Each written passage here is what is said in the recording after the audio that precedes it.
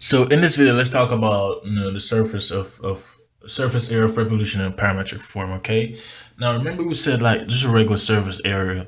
If we have some function x is equal to g of y, then we say the surface area is from c to d, some arbitrary limits of integration, 2 pi g of y, which are a function, and we take 1 plus the squared the derivative of that function squared, and again it's dy. So everything we're integrating with respect to y. Yeah, y-axis, we're in dy, we're in y, okay? Now, when we're dealing with surface area in the parametric form, we usually see the parametric form as some sort of x is equal to something, some function, and y is equal to some function, and we have some sort of limits of integration, okay? Well, here's the tricky part.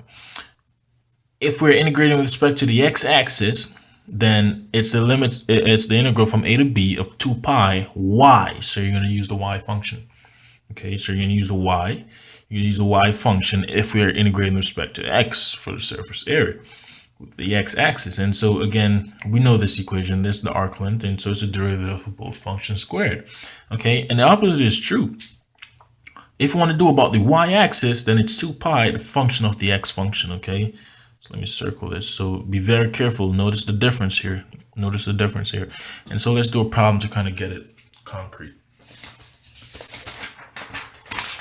Okay, so if I look at this function here, this problem here, it says find the surface area generated by the x-axis about the curve here. So we have x is equal to cosine of theta and y is equal to sine of theta, and the limits of integration are given. Okay, so let's do this.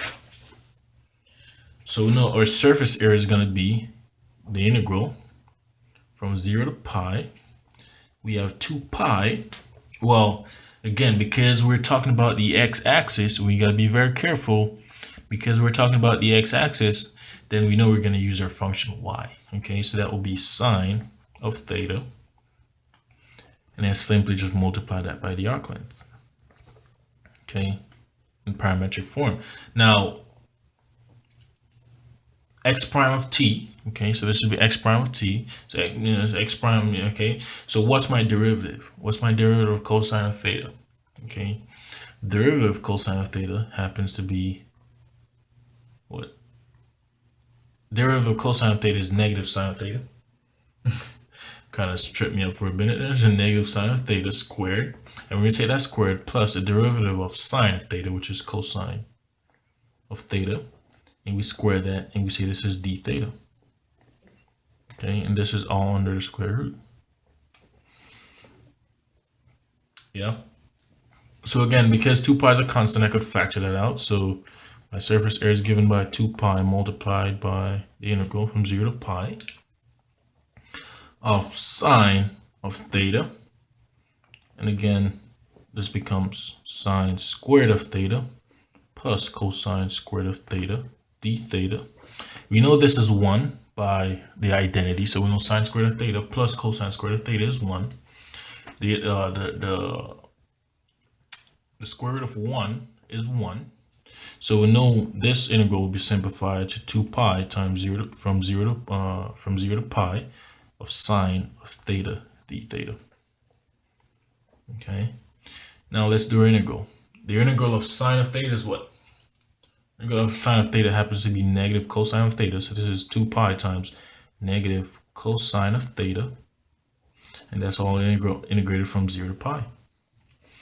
Well, since I have a negative here, I'm just going to factor it out to make everything easier. So this is negative 2 pi times cosine of theta, integrated from 0 to pi. So with my negative 2 pi being factored out, this becomes cosine of pi. So this becomes cosine of pi minus cosine of 0. Okay. Well, we have negative 2 pi. Well, what's cosine of pi? Cosine of pi happens to be negative 1. We have our minus here, and cosine of 0 is just 1. So essentially, we have negative 2 pi multiplied by negative 2. And our answer should be a positive 4 pi. Okay. And guys, your surface area should be positive. Okay. So if you get a negative number, that means you've done something wrong. Okay. So again, this is how we deal with surface area in parametric form.